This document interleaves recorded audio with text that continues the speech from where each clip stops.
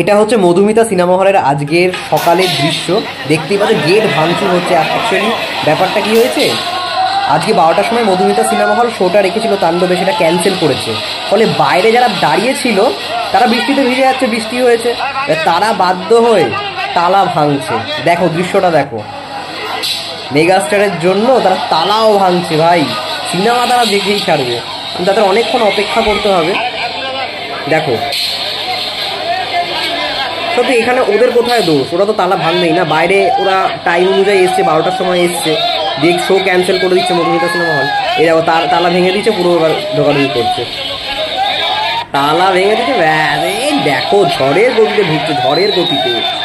ও মেগাস্টারের start হবে এটাই, মধুমিতার মাটি, সাকিবিয়ানদের ঘাঁটি। দেখো দেখো দেখো অবস্থা দেখো,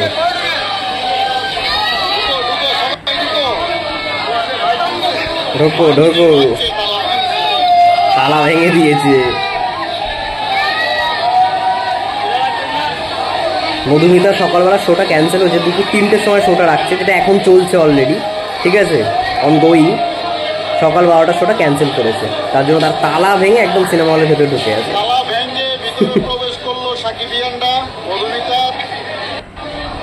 এখন অন্তত সেলফি টেলফি তুলে মেগাস্টারের সঙ্গে সান্ত্বনা দেবে।